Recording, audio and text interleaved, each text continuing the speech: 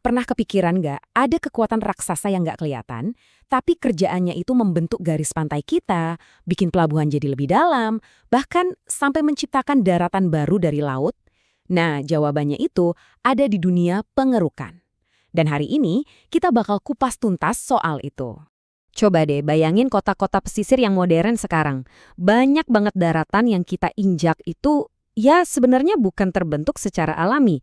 Jadi pertanyaannya, gimana caranya kita bisa bangun tanah yang kuat dan kokoh di tempat yang dulunya cuma laut? Dan ini nyambung juga ke perdagangan global loh. Kapal-kapal kontainer yang super besar itu kan butuh alur air yang dalam. Padahal banyak pelabuhan alami itu dangkal. Nah, terus gimana caranya kapal segede itu bisa keluar masuk dengan aman coba? Oke, kita langsung aja bahas ya. Jawaban dari dua pertanyaan tadi itu ternyata ada di satu proses rekayasa yang keren banget. Pekerjaan tanah bawah air. Gampangnya gini, bayangin aja ini kayak proyek konstruksi biasa, tapi semuanya dikerjain di bawah permukaan air. Nah, di bagian pertama ini, yuk kita bedah dulu apa sih pengerukan itu sebenarnya dan kenapa proses ini penting banget buat dunia modern kita.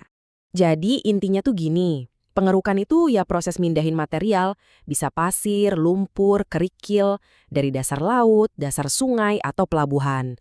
Nah, material yang udah diangkat itu terus dipindahin ke tempat lain.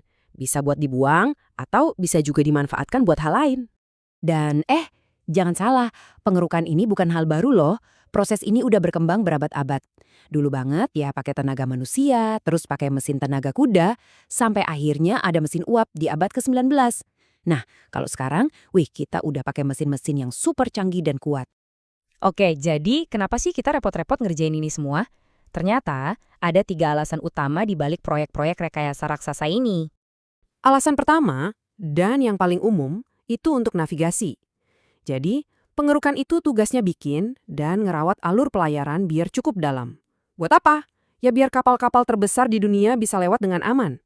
Coba bayangin deh, tanpa pengerukan, jalur perdagangan penting kayak terusan Suez atau terusan Panama itu nggak bakal bisa berfungsi.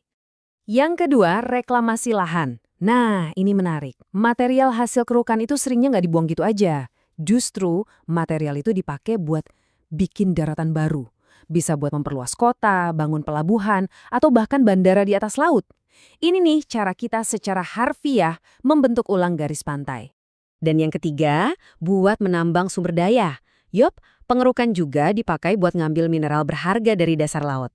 Selain itu, ini juga penting banget buat industri migas lepas pantai.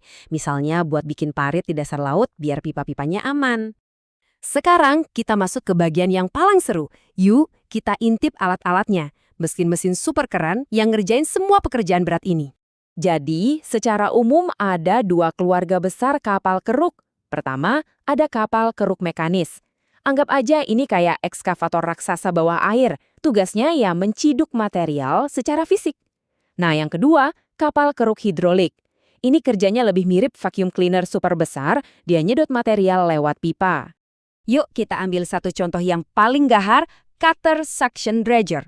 Gini cara kerjanya. Pertama, ada kepala pemotong di depannya yang muter buat ngancurin tanah keras atau batu. Terus, kapalnya ini ngayun ke kanan-kiri buat bersihin satu area. Nah, sambil ngayun, pompa super kuatnya nyedot semua material itu. Kapalnya sendiri maju pakai kaki jangkar yang namanya spad. Dan seringnya, material hasil sedotannya itu langsung dipompa ke lokasi reklamasi. Nah, ngomongin proyek sebesar ini, pasti kita penasaran kan soal biayanya? Skalanya tuh gede banget. Dan tentu aja, biayanya juga nggak main-main. Yuk kita lihat sisi ekonominya. Biaya pengerukan itu emang luar biasa besar. Coba lihat deh, bagian terbesar, hampir setengahnya atau 45% itu adalah biaya modal.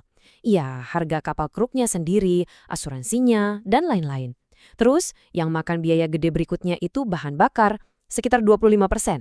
Tambahin lagi biaya perawatan dan gaji kru, wah, kebayangkan biayanya bisa membengkak secepat apa? Biar kebayang nih ya, satu proyek pengerukan yang biasa, yang jalan sekitar 2-3 bulan aja, itu biayanya bisa gampang banget nyentuh angka 3-5 juta dolar. Ini investasi yang benar-benar masif. Oke, setelah kita ngomongin teknologinya yang canggih dan biayanya yang fantastis, sekarang kita harus bahas sisi lainnya. Sisi yang sangat-sangat penting, dampaknya ke lingkungan. Ini bagian yang krusial banget dari keseluruhan cerita. Jadi, pengerukan itu punya dampak lingkungan yang nggak bisa dianggap enteng. Pertama, ada yang namanya kekeruhan. Airnya jadi keruh banget karena sedimennya keaduk. Ini bahaya soalnya bisa ngehalangin sinar matahari masuk dan mengganggu tanaman laut. Terus ya jelas, habitat di lokasi yang dikeruk itu hancur. Dan di lokasi pembuangannya, banyak organisme kecil bisa terkubur hidup-hidup. Nah, untuk ngatasin masalah-masalah tadi, industrinya punya beberapa cara. Misalnya, mereka pasang tirai lumpur di bawah air buat nahan sedimen biar nggak nyebar kemana-mana. Lokasi pembuangannya juga dipilih hati-hati, cari yang dampak ekologisnya paling kecil. Dan yang paling penting, ada pemantauan lingkungan yang super ketat selama proyek berjalan. Bahkan, di banyak negara, sebelum proyek mulai, wajib hukumnya ada studi dampak lingkungan yang detail banget. Kutipan ini benar-benar pas banget buat ngerangkum semuanya. Pengarukan itu ibarat pisau bermata dua. Di satu sisi, ini adalah alat yang ampuh banget buat pembangunan ekonomi. Tapi di sisi lain, ada tanggung jawab lingkungan yang besar. Jadi ini soal gimana kita bisa menyeimbangkan antara kemajuan dan kelestarian alam, sebuah tantangan yang gak mudah.